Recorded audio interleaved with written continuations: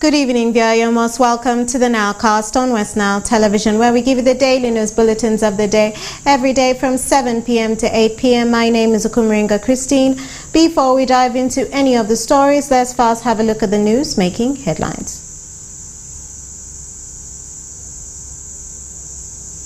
In the headlines tonight, Westnile leaders urged to embrace presidential initiative on wealth creation in Zombo district.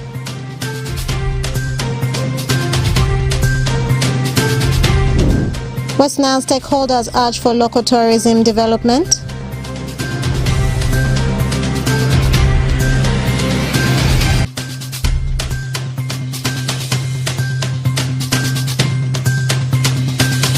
And Moyo leaders engaged on youth and women empowerment project. This and more in the Nilecast News Bulletin.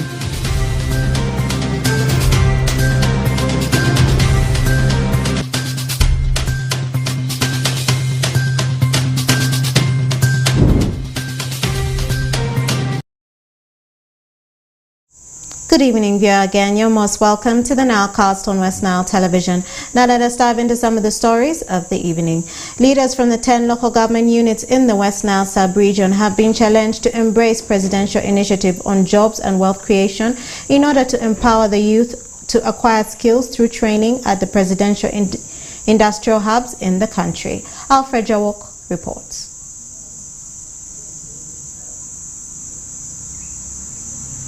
Leaders from 10 local government units have been challenged to embrace presidential initiative on jobs and wealth creation. This was revealed by Julius Muhairwe, who represented Permanent Secretary in the Ministry of Local Government during the annual general meeting held at the Presidential Initiative Industrial Hub in Zeu Sub-County, Zombo District on Tuesday. According to Muhairwe, local leaders should change narratives of people on government programs. We are picking the poorest children from the poor background.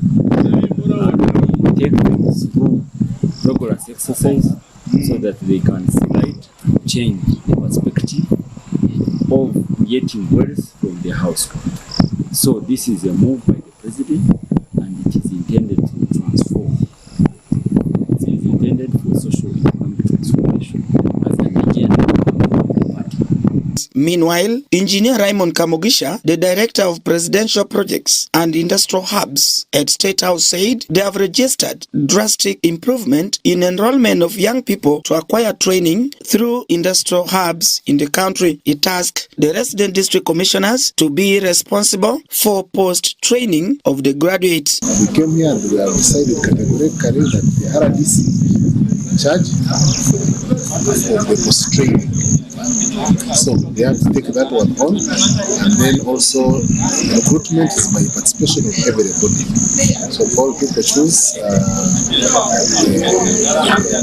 the 10 people on the committee from the district. They choose the beneficiaries. As for this.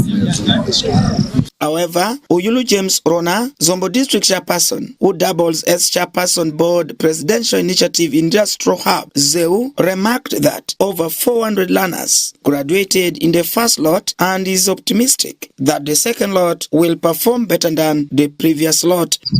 Youth should take this serious, that this program, which His Excellency the President of Uganda introduced in Uganda, it is very important, and they should embrace this to tap opportunity where necessary, since all the sectors are tapped.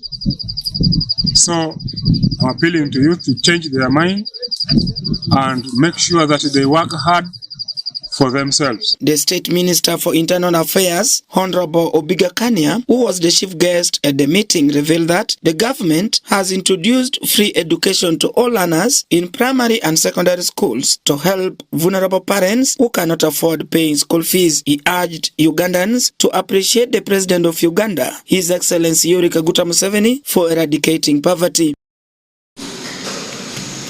And among this, we introduced free education in primary and secondary school. And in addition, we made it easier for parents to even educate their children in the higher institutions of learning. These are very young, ambitious people.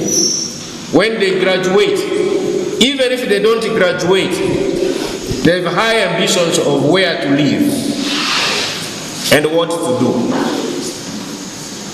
The easiest way in the past we used to push them was the land, agriculture. But even now, the size of the land is reducing vis-a-vis the population increase. So they have to find a better way of using this land. And all of them cannot be accommodated in the small pieces of land. You are more conversant. And some of you RDCs and the chairpersons, you are now more involved in resolving land issues. Why? Because of exactly what I've seen. Most of our people are now shifting to the urban areas. Urbanization is good. It creates a market. But the challenge is that services must be provided in that market, and the people who are in that market must be gainfully engaged. If they are not gainfully engaged, you're going to have social problems, you're going to have security problems, you're going to have challenges in governance.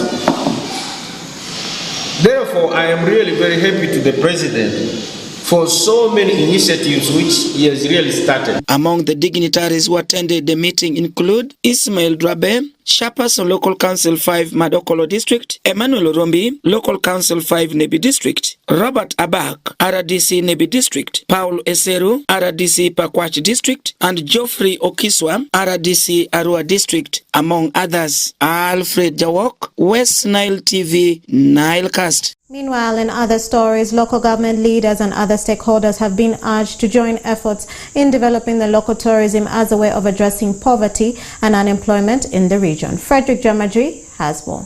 The urge for the promotion of local tourism potential in Westnile region has moved several entrepreneurs to venture into developing the industry. One of these is the Miriadua Falls on River Olufe, close to 20 kilometers off Arua Koboko Road in Marsa District, which brings a monthly income of 1.5 million Ugandan shillings to the local government. Leo Morris, the manager of Miriadua Falls, explains that at every entry point, once a tourist enters the tourism site, he or she pays 2,000 shillings per head, and this helps them to maintain the place. Basically, on average, we can host a minimum of 50 to 100 visitors each and every weekend. We still have challenge of accommodating our visitors, especially if someone has come and he feels or she feels to have a night here. We still have that challenge. As I said, we are still here for little months, like 5 months. We have the plan in future of accommodating our visitors even up to a month if someone wishes to be here for a month. Tourism is Uganda's #1 export, attracting $1.2 billion compared to coffee, in which the country only gets $400 million per annum. As of Ministry of Tourism 2018 report, contributing nearly 10% of the gross domestic profits and 6.3% of the total employment, although the country's local sites have evidently remained untapped. Several people who visited Miriadua Falls in Marsa District say that once the local governments and other stakeholders join together their efforts of developing the tourism potentials in this region, it will go a long way in addressing poverty and anti-employment crisis, attracting debt burdens on the country. We appreciate the management of the place, and we pray that the district should inject in more funds to see to it that the community enjoys the facility they have in their midst. We are here at Miriadua Falls. As you can see in the background, it is an exciting background. It is our tourist center. We want to promote it. We want the whole world to know it. And all of you are welcome to Marasa District. I would really like to encourage the local leaders to develop such tourist sites because such sites can be leisure parks for the community. They can also be source of revenue to the local government within the area. So it shouldn't be ignored. They should really develop. And as I talk now, we are now in the process of developing this place so that it becomes a major tourist center in this country. We are calling upon Uganda has been ranked number 7 among the most visited African countries in terms of tourism potential. This gives the country an upper hand to generate more money in the continent. Frederick Tamadri, Westnile TV, Nilecast. And more in our stories. More local government leaders and stakeholders have engaged on women and adolescents and youth project being implemented by CARE International Uganda with the objective of discussing and forging a way forward on issues pertaining to gender equality, sexual and reproductive health rights, gender-based violence and socio-economic empowerment targeting women, adolescents, youth and refugees in northern Uganda. Okumu Dominic has more. The close-out engagement meeting brought in different stakeholders in the town council to discuss and forge a way forward on the Women, Adolescent and Youth program, which has been implemented by CARE International Uganda to empower women and young people in northern Uganda, including refugees, on gender equality, sexual and reproductive health risks, gender-based violence and socio-economic empowerment, among other issues. Mr. Ogwang Justin, the program officer CARE International Uganda in both Moyo and Obongi, said the program has achieved a milestone, especially in the area of fighting teenage pregnancy in schools. Issues of teenage pregnancy and safe abortions. Once in a while, of course, there has been that collaboration between schools and health facilities where they do pregnancy tests at the opening of the terms. But once in a while, we have also engaged with midwives to offer technical support. So in Q2, we did monitoring and support to schools to roll out work plans for sexual reproductive health.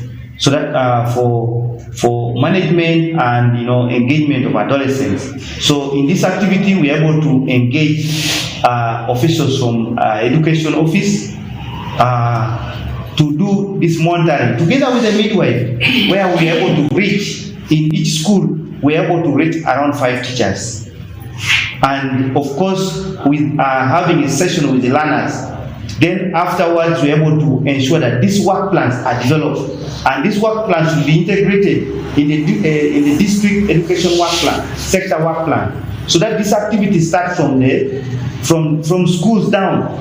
Mr. Enzama Patrick, the Assistant Town Clerk, Moyo Town Council, lauded the program for empowering women, making them to become self-reliant, saying this has greatly reduced the cases of gender-based violence in the communities. Before this program, we had a number of youths who were idle, and their idleness was just because they were not directed. And with the directions which were given by this project, I'm glad to say that a good number of the youths are now engaged due to the few directives given. Then for the women, before actually this program, I must say, cases of GBV was an increase, possibly because the moment women are not empowered, there are things which really can be cited. This is because if there's no empowerment, say in terms of money at all, there's possibility that a woman is expecting everything from the man, and the moment the man fails to provide them, that is beginning of dementia. Mr. Anyama Charles, the Senior Assistant Town Clerk, Moyo Town Council, expressed his gratitude to CARE International for the tremendous work they have done in changing the faces of the community and request for more support in the near future. Particularly the activities you have been handling here are very key in development. Issues of teenage pregnancy, issues of GBV, issues of empowering women and girls, in as far as income generation and other IGS are concerned. These are very critical things in development. So, as a council, we appreciate this. I don't know how much money you used in terms of budget, particularly for our council. I cannot tell, but I know this is millions of savings. And we pray that this activity runs on if the second phase or third phase will be there. Honorable Sijali Jafar, the Deputy Speaker, Moyo Town Council, who represented the Chairman Local Council 3, urged the stakeholders to always rally behind programs that bring positive change in the district in order to foster development. We had a lot of companies or NGOs which are coming here in Town Council, not Town Council but more district at large. But to our estimate, we found that it is only when the program for these NGOs or these companies are exiting, that's the time people get interested too. So we should really get prepared. When programs come, we should support them, and we sensitize people to support these programs before, when they are there, but not to be late. Whenever they are already exiting, then that's when the people will start turning up, maybe paying attention to the NGOs. So we need to get prepared all the time to have a sustainable and equitable life in future. The Way project is a 5-year project which started in 2018 and was to end last year 2022, but however more time was added because of the deadly coronavirus pandemic which disrupted some activities and will now officially close in December this year. The project, which targeted young women and men aged 10 to 24, adult women aged 24 to 49 years, majorly focused on gender-based violence, sexual and reproductive health risks, among others. Care International Uganda has been the main implementer of the project in partnership with Ministry of Health, Ministry of Education and Sports, Ministry of Gender, Labour and Social Development, Save the Children, among others, with funding from the government of Denmark through the United Nations Population Fund UNFPA. I'm Dominic Antonio Kumo for Westnile TV, Nilecast. And more in our stories, police have issued a directive banning the ongoing mobilization tours of the National Unity Platform President Robert Kyagulanyi and also known as Bobi Wine. In a statement issued by the Deputy Inspector General of Police, Major General Godfrey Tumusime, indicated that Kyagulanyi and his NUP supporters have disregarded a number of guidelines provided to them by police. On Monday, police warned that Kyagulanyi rallies are vulnerable to attack by the terrorists who might take advantage of the loopholes therein. Police say the mobilization tours and rallies are done in open spaces which are difficult to manage, adding that currently the National Unity Platform uses poorly trained people to act as guards, which puts their lives of their supporters and well-wishers in danger.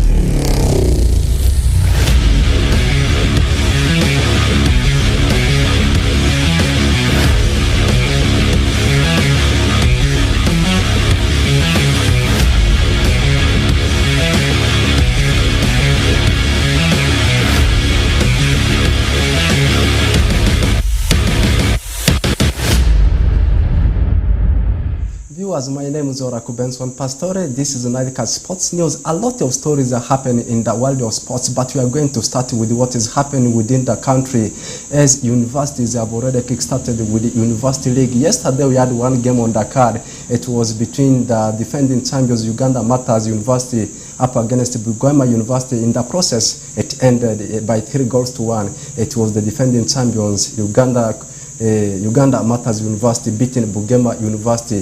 They are the defending champions, as I said last season. They of course beat St. Lawrence University by 1-0. They are looking for a way of how they can be able to defend the trophy, and the games will continue. And on Sunday, a big one, as it will be a derby between Makerere University taking on Kyambogo University. And these two universities, they're in Group C alongside a university that's based in West Nile, particularly in Arua City. I am actually talking about Mini University, and then in Group C. And if you take a look at the universities that are in Group C, we have got Mini University, as I said, they are in West Nile, particularly in Arua City. We have got Makerere University. There is Ndeje University, not forgetting about Kyambogo University. The game between Kyambogo University and Makerere University will be on Sunday. Meanwhile, the game between Ndeje University and Muni University will be played a day after, and that game will take place on Tuesday, and it will be Muni University hosting Ndeje University, and this game will be in Arua City. Taking a look at the record champions ever since the league was introduced, we have got the Makerere University Business School, shortly named as MOOBS. They are one of the record champions. They have already won the competition twice. We have got Kampala University. They are in the list, not forgetting about the defending champions, that's Uganda Matters University. Away from that story, taking our trend to what is happening in the world of transfer, as Sports Club Villa, they have already confirmed the resigning of Gavin Kazito on a free transfer from Etihad. This player actually played for Sports Club Villa before leaving the club, the Jogos, to join Etihad, a team that's based in Egyptian Premier League. And his contract earlier has been terminated, and in the few days he has been doing the training with the Jogos.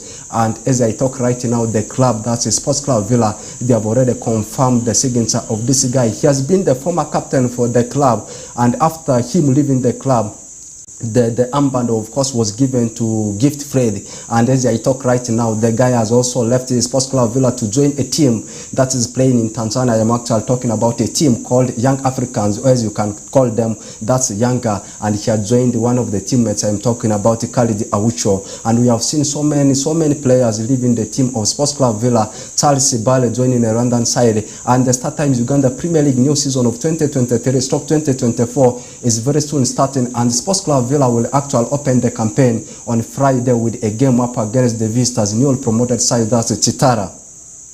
Away from that, let's finalize the story with what is coming from the other parts of the continent, that's in AFCON, or as African Cup of Nations. And yesterday we saw two teams sealing the lineup as far as the AFCON that shall be hosted by Cote d'Ivoire, or as Ivory Coast come next year. The name of the tournament still remains 2023, though it will be played next year in Ivory Coast, starting from the month of January, and it will end in February. And it was a 3-0 win for Cameroon over Burundi, a side that is based in East Africa. Goals from Wu and Mbeo of Das Brentford, not forgetting about Vincent Abubakar, sealed the win for Cameroon. And these teams were actually in Group C, where we had the likes of Kenya, a team that's based in East Africa, but we are nullified. We had Namibia, there was Burundi that lost to Cameroon yesterday, not forgetting about Cameroon. And in that group, it's Cameroon alongside Namibia that have sealed the qualification. And as I said, which I want to repeat again, the tournament will be hosted by the country, that's Ivory Coast. It's not only Namibia and Cameroon that have sealed the qualification. We have got a number of countries from the different parts of the continent selling their ticket already for the AFCON.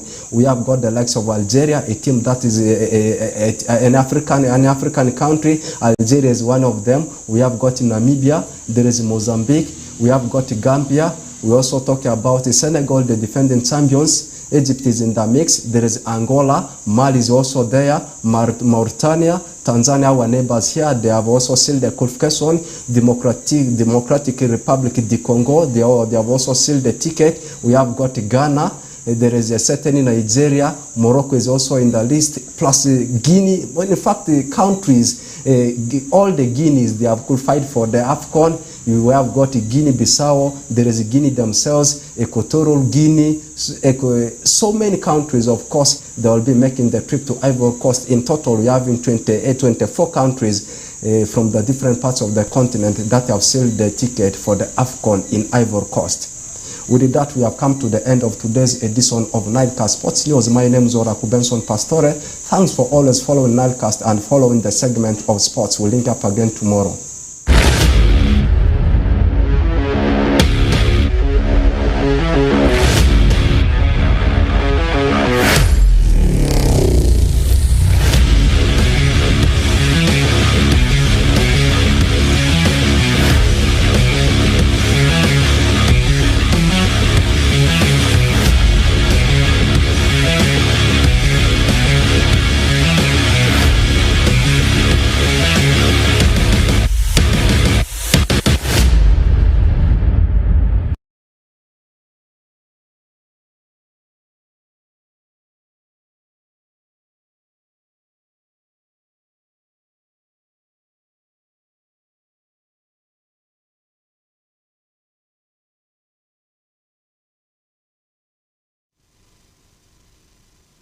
News and the sports highlight. And with that, viewer, we've come to the end of the Nilecast on Westnile Television. Thank you for being with us from the beginning of the Nilecast to the end of the Nilecast, only on Westnile Television. Please stay tuned to the rest of the subsequent programs that may follow. My name is Okumringa Christine. Have a good evening.